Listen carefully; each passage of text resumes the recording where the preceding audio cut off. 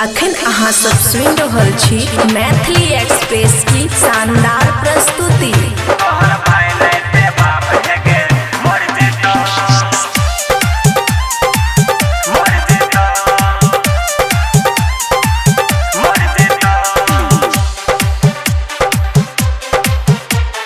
खुशी recording studio बलुआहा।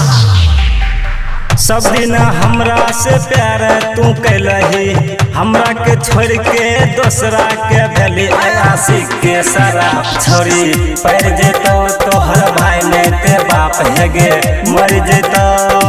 सब दिन हमरा से प्यार तू कैलही, हमरा के छोड़ के दूसरा के भेली आशिक के शराब छोड़ी पैर जेतो तोहर भाई ने ते बाप हेगे मर जेतो। सुमित सतीश रैमा, सुमित सतीश रैमा।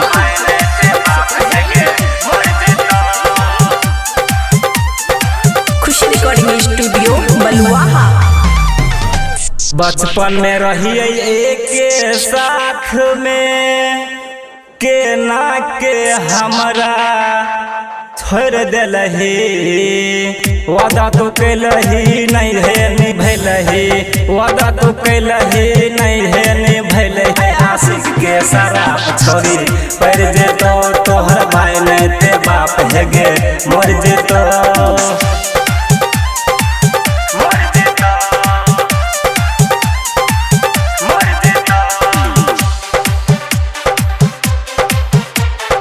खुशी रिकॉर्डिंग स्टूडियो बलुआहा। हमरा दिल पर राज तू कैलही, एक पल में हमरा भूल गलही।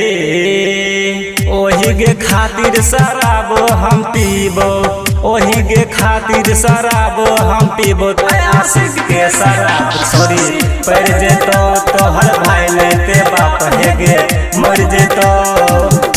सुमित सतीश रैमा, सुमित सतीश रैमा।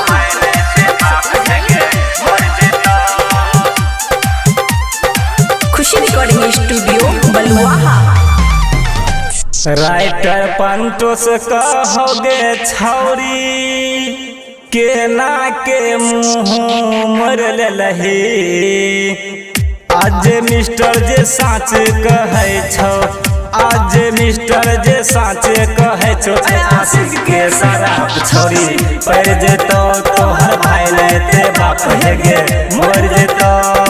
सब दिन हमरा से प्यार तू कैलही, हमरा के छोड़ के दूसरा के भेली आशिक के शराब छोड़ी पैर जेतो तोहर भाई ने ते बाप हेगे मर जेतो।